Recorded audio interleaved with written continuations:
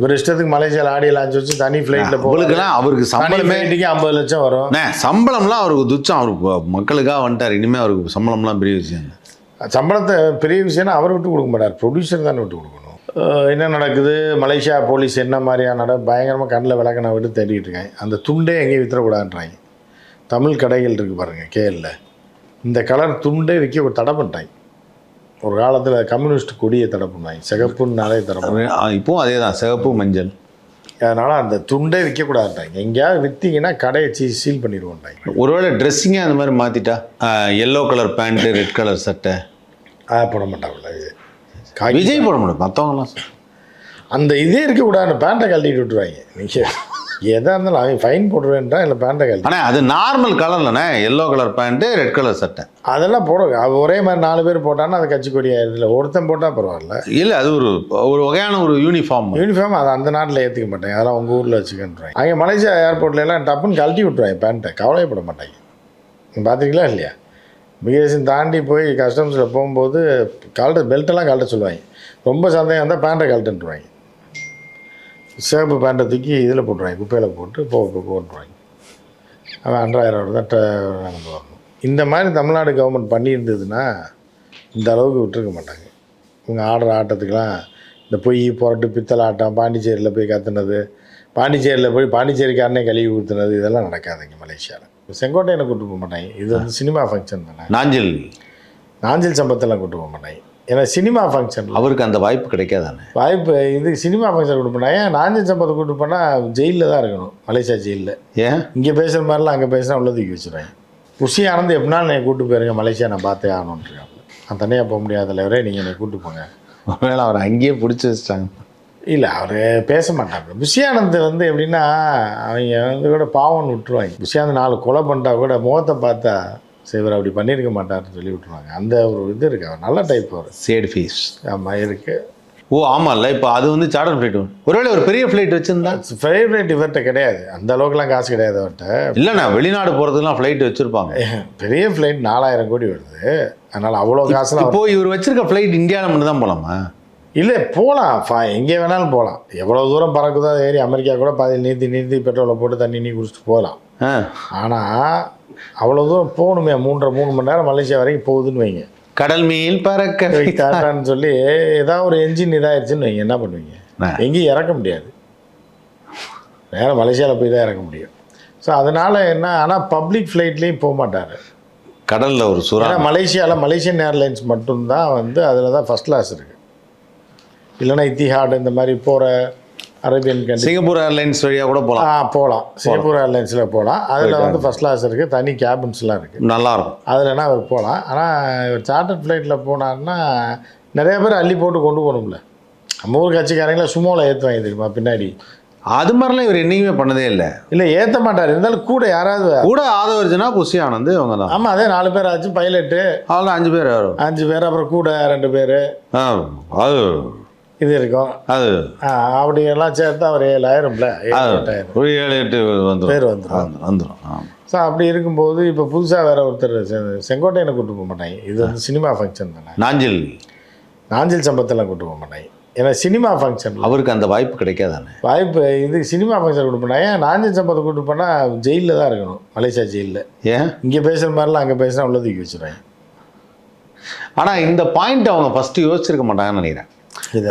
அதாவது வெளிநாட்டில் குறிப்பாக இஸ்லாமிய நாடுகளில் நான் ஜென்ரலாக தெரிஞ்சுக்கிட்டு, துபாயில் வந்து அரசியல் பேச முடியாது, துபாயில் ரேடியோவில் வந்து ரிலீஜியஸ் பேச முடியாது, அரசியல் எந்த தலைவர்களை பற்றியும் அங்கே பேசக்கூடாது.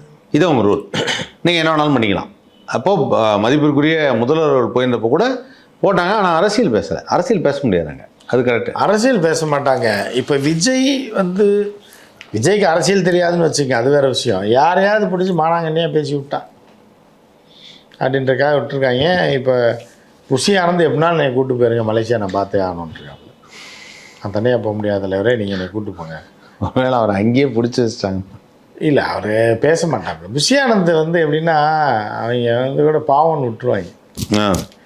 புஷி ஆனந்த் 4 கொலை பண்ணிட்டா கூட முகத்தை பார்த்தா சரி இவர் அப்படி பண்ணியிருக்க மாட்டார்னு சொல்லி விட்டுருவாங்க. அந்த ஒரு இது இருக்குது. அவர் நல்ல டைப். அவர் சேடு ஃபீஸ் ஆமாம் இருக்குது, அந்த மாதிரி இருக்குது. என்ன அப்படின்னா இப்போ விஜய் கரெக்ட் டயத்துக்கு போகலைனாலும் அங்கே பிரச்சனை.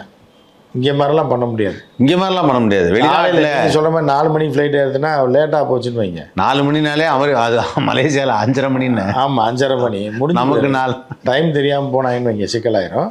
அப்போ காலையிலே கிளம்புனவர் ஸ்ட்ரெயிட்டாக அதில் 10 மணிக்கு தான் எந்திரிப்பாப்புல. எந்திரிச்சு குளிச்சு கிழிச்சிட்டு ஒரு 11 மணிக்கு அப்படியே கார் எடுத்தாருன்னா 12 மணிக்கு ஏர்போர்ட்டு போனால் ஒரு 4 உட்காந்தாருன்னா 12னா அங்கே 1:30 டைமு. 1:30 போனால் ஒரு 5:30 மணிக்கு இறங்கி கரெக்ட் டைமுக்கு அப்படி போவார். அது போக முடியாது அப்போ கூட. ஏன் டிராஃபிக்? ஏன்னா ஏர்போர்ட் இருக்கிற தூரம் கேஎல் இருக்கிற இடம் தள்ளி இருக்கும். தள்ளி இருக்கும். அதுக்கு நீங்கள் வந்து டிராஃபிக் 1.5 மணி நேரம் ஆகிடும். ஆமாம். அப்படின்னா நீங்கள் 1.5 மணி நேரத்தில் வரணும்னா நீங்கள் என்ன பண்ணால் ஹெலிகாப்டர் எடுக்கணும்.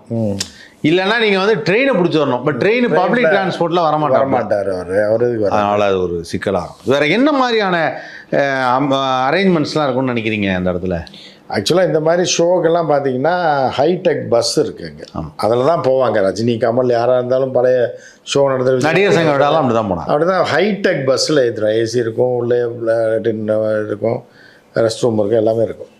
ஸோ அந்த மாதிரி போவாங்க. ஆனால் இவர் அதையும் தாண்டினவர்ல. இவர் பெரிய இவர் ஃப்ளைட்டு அதுவும் ஃப்ளைட்டில் தனியார் இந்த ஃப்ளைட்டில் போவார். அப்படிங்கும்போது பைலட்ஸ் நானும் பைலட்டு மட்டும்தான். அபியும் நானும் மாதிரி போவார். அபியும் கூப்பிட்டு போவார். ஸோ அந்த மாதிரியான ஒரு இதில் இருக்கும்போது ஒரு ப்ரைவசி தான் ரொம்ப. உண்மையிலேயே அபியும் நானும்ல யார் நடித்தான்னு தெரியும்ல? தெரியலையே. அது டைட்டில் அப்படியா? பாருங்கள் எப்படி மேட்ச் ஆகுது பாருங்கள். அந்த மாதிரி போகக்கூடியவர் தான் அவர். அதனால் அவர் அந்த ஒரு இதில் தான் இருப்பார். எப்போ டேக் ஆஃப் ஆகுது, எப்போ லேண்டிங் ஆகுதுன்னு நம்ம முடிஞ்சதுக்கப்புறம் தான் தெரியும். நல்லா நடக்கட்டும். கூட நடக்கிற நடிகர்கள்லாம் அவங்க எப்படி ஏற்றிட்டு போவார்? இப்போ அவங்களாம் வரணுமே. அவங்களாம் முன்னாடியே யார் ஏசியாவில் ஏற்றி விட்டுருவாங்க. 7,000 ரூபா தான் டிக்கெட் வந்துருன்றாங்க. அவங்க காலை இடிச்சிட்டு பைய அடியில் போட்டு போய் சேர்ந்துடுறாங்க. ஏன்னா ஹீரோயின்லாம் மலேசியன் ஏர்லைன்ஸில். எந்த ஹீரோயின்? அந்த இவங்க ஹீரோயினுக்கெல்லாம் தனி டிக்கெட் தருவாங்க. ஒருவேளை ஃபஸ்ட் கிளாஸில் போட்டு போகிறதுக்கு வாய்ப்பு இருக்குது. எதில்? மலேசியன் ஏர்லைன்ஸில் சில ஃப்ளைட்டில் தான் ஃபஸ்ட் கிளாஸ். இது எதுவுமே இவங்க காசு இல்லையா? எல்லாம் கர்நாடகா தானே? இல்லை, அது இருந்தால் கூட ப்ரொடியூசர் தானே. ப்ரொடியூசர் தான் எல்லாமே. இருந்தால் கூட வந்து எல்லாரையும் அதுக்காக ப்ரொடியூசர் வந்து வண்டியிலே இருக்குமா? ஆடியோ லான்ச் ஒத்துக்கிட்டது ப்ரொடியூசர் தானே ஒத்துக்கிட்டுருப்பாங்க. அப்போ ப்ரொடியூசர் தானே பண்ணாங்க. இல்லை ஒத்துக்கிட்டா கூட விஜய் சம்பளத்தில் ஏதாவது குறைக்க சொல்லுவாங்க. ஏன்னா இவர் இஷ்டத்துக்கு மலேசியாவில் ஆடியோ லான்ச் வச்சு தனி ஃப்ளைட்டில் போகலாம். அவருக்கு சம்பளமே 50 லட்சம் வரும். சம்பளம்லாம் அவருக்கு துச்சம். அவருக்கு மக்களுக்காக வந்துட்டார். இனிமேல் அவருக்கு சம்பளம்லாம் பெரிய விஷயம். சம்பளத்தை பெரிய விஷயம்னா அவர் விட்டு கொடுக்க மாட்டார். ப்ரொடியூசர் தானே விட்டு கொடுக்கணும். அந்த மாதிரி தான் இருக்கும். ஸோ இப்போ என்ன அப்படின்னா யார் கூட போகிறாங்கன்றதுல தான் பிரச்சனை. இப்போ இதுக்கு வந்து ஆக்சுவலாக தனுஷ் வருவார்னு சொல்லியிருக்காங்க. ஸ்பெஷல் கெஸ்ட்டாக அது ஒன்று மட்டும் சொல்லியிருக்காங்க. தனுஷ் வந்தால் அப்போ இதில் தான் போடுவாங்க. இந்த நம்ம நாளைக்கு செக் பண்ணி சொல்லுவோம். சிங்கப்பூர் ஏர்லைன்ஸில் போடுவாங்க. அதில் தான் ப்ரைவேட் கேபின் இருக்குது சிங்கப்பூர் ஏர்லைன்ஸில். இல்லை இத்திஹாடில் இருக்குது. போகிற டிரான்சிட் ஃப்ளைட்டில் கூட ஏற்றி ஃபஸ்ட் கிளாஸில் போட்டு. ஏன்னா தனி கேபின், தனி ரூமாக இருக்கும். ஜென்ரல் ஃப்ளைட்டில் போனால் நீங்கள் ஏற்கனவே தற்கொலைகள் எப்படி வருவான்? எனக்கு தெரிஞ்சு அவங்க சிங்கப்பூரில் இறங்கி அங்கேருந்து மலேசியா போகிறதுக்கு வாய்ப்பு அப்படி கூட போகலாம். ஏன்னா அது சிங்கப்பூர் ஏர்லைன் ஃப்ளைட்டில் தான் அந்த வசதிகள் நல்லாயிருக்கும். நல்ல ஏர்லைன்ஸ் டீசெண்டாக இருக்கும். ஓகே. ஸோ அந்த மாதிரி போகிறாரா? இல்லை எதுக்கு செலவுன்னு சொல்லி மலேசியன் ஏர்லைன்ஸில் ஏற்றிடலாம். மலேசியன் ஏர்லைன்ஸில் ஃபஸ்ட் கிளாஸ் வந்து வெறும் சீட்டு தான். சாதா சீட்டு தான். அதில் அவர் போவாரா அவர் ஸ்டேட்டஸ்க்குன்னு தெரியல. ஏன்னா வருமானம் பிஸ்னஸ் கிளாஸ் இல்லை. பிஸ்னஸ் கிளாஸ் கிடையாது. ஸோ அந்த மாதிரி இருக்குது.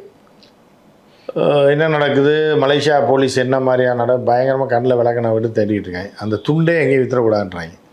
தமிழ் கடைகள் இருக்குது பாருங்கள் கேஎல்ல. இந்த கலர் துண்டே விற்க தடை பண்ணிட்டாங்க. ஒரு காலத்தில் கம்யூனிஸ்ட் கொடியை தடை பண்ணாங்க. சிகப்புன்னு நிறைய தடை பண்ணாங்க. இப்போவும் அதே தான், சிகப்பு மஞ்சள். அதனால் அந்த துண்டே விற்கக்கூடாதுன்றாங்க. எங்கேயாவது விற்றீங்கன்னா கடையை சீல் பண்ணிடுவோன்றாங்க. அதனால் ஒழுங்காக நடக்கும்னு நினைக்கிறேன். இந்த மாதிரி தமிழ்நாடு கவர்மெண்ட் பண்ணியிருந்ததுன்னா இந்த அளவுக்கு விட்டுருக்க மாட்டாங்க. இவங்க ஆடுற ஆட்டத்துக்கெலாம் இந்த பொய் புரட்டு பித்தளை ஆட்டம், பாண்டிச்சேரியில் போய் கற்றுனது, பாண்டிச்சேரியில் போய் பாண்டிச்சேரிக்காரனே கழுவி ஊற்றுனது, இதெல்லாம் நடக்காதுங்க மலேசியாவில். அந்த மாதிரி தான் போயிட்டுருக்கு. பார்க்கலாம். ஒருவேளை ட்ரெஸ்ஸிங்கே அந்த மாதிரி மாற்றிட்டா, yellow colour pant, red colour சட்டை போட மாட்டாங்கல்ல. விஜய் போட முடியும், மற்றவங்களாம் அந்த இதே இருக்கக்கூடாது. பேண்ட்டை கழட்டிட்டு விட்டுருவாங்க. நீங்கள் எதாக இருந்தாலும் அவன் ஃபைன் போட்டுருவேன்டா இல்லை பேண்ட்டை கழட்டி. ஆனால் அது நார்மல் கலர்லண்ணே, yellow colour pant, red colour சட்டை. அதெல்லாம் போட அது ஒரே மாதிரி 4 பேர் போட்டான்னா அது கட்சி கொடி ஆயிடுதுல. ஒருத்தன் போட்டால் பரவாயில்ல. இல்லை, அது ஒரு ஒரு வகையான ஒரு யூனிஃபார்ம். யூனிஃபார்ம் அதை அந்த நாட்டில் ஏற்றுக்க மாட்டாங்க. அதெல்லாம் உங்கள் ஊரில் வச்சுக்கன்றாங்க. இல்லை, ஒரு கலர் கலராக இருக்கிற மாதிரி அதெல்லாம் ஒத்துக்க மாட்டாங்க. ஒருத்தர் வந்து red colour pant, yellow colour சட்டை. ரெட் கலரில் எவன் பேண்ட்டு போட்டான்னு கேட்பாங்க. நீங்கள்தான் பார்த்துருக்கீங்களா? மாறி மாறி இதே போட்டு. கம்யூனிஸ்ட் சைனாவில் கூட ரெட் கலரில் ஒன்றும் பேண்ட்டு போட மாட்டாங்க அப்படின்னு. அங்கே மலேசியா ஏர்போர்ட்லாம் டப்புன்னு கழட்டி விட்ருவாங்க பேண்ட்டை. கவலைப்பட மாட்டாங்க. நீங்கள் பார்த்துருக்கீங்களா இல்லையா? மிகேஷன் தாண்டி போய் கஸ்டம்ஸில் போகும்போது பெல்ட்டெல்லாம் கழட்ட சொல்லுவாங்க. ரொம்ப சந்தேகம் இருந்தால் பேண்ட்டை கழட்டுன்ட்டுருவாங்க. சேப்பு பேண்ட்டை தூக்கி இதில் போட்டுருவாங்க, குப்பையில் போட்டு போட்டுருவாங்க. அவன் 2000 தான் நடந்து வரணும். அது எதுக்கு ரிஸ்க் எடுக்கிறதுக்கு? அப்புறம் பெட்டியை திறந்து எதாவது பழைய பேண்ட் இருந்தால் எடுத்து போட்டு தான் போகணும். அதெல்லாம் அந்த ரிஸ்கில் பெட்டி வேறு செக்கின்ல தான் வரும், ஹேண்ட் லக்கேஜில் இருக்குது. ரிசர்ச்சாக போனால் வேணால் துப்பட்டா வேணால் சேப்பு கலரில் போட்டு விடலாம். அந்த மாதிரி சொல்கிறீங்க? அந்த மாதிரி எல்லோ கலர் சுடிதார், சிவப்பு கலர். அப்படி போட்டால் தெரியாது. பெண்கள் போட்டால் தெரியாது, ஆண்கள் போட்டால் தான் தெரியாது. பட் மதுவே பண்ணுமா? விஜய் காக்கி பேண்ட் வெள்ளை சட்டை தான் போடுவாப்பில்ல. இப்போ அங்கே போய் என்ன பண்ண போகிறான்னு தெரியல. அங்கே தான் சேம். அது எப்படி? அங்கே தான் அரசியல் பேசக்கூடாது. அரசியலுக்காக வெள்ளை சட்டை இல்லை, ஒரு சிம்பிளாக தான் எப்படின்னு போவார். நார்மல் செப்பல் இது அது மாதிரி தான்.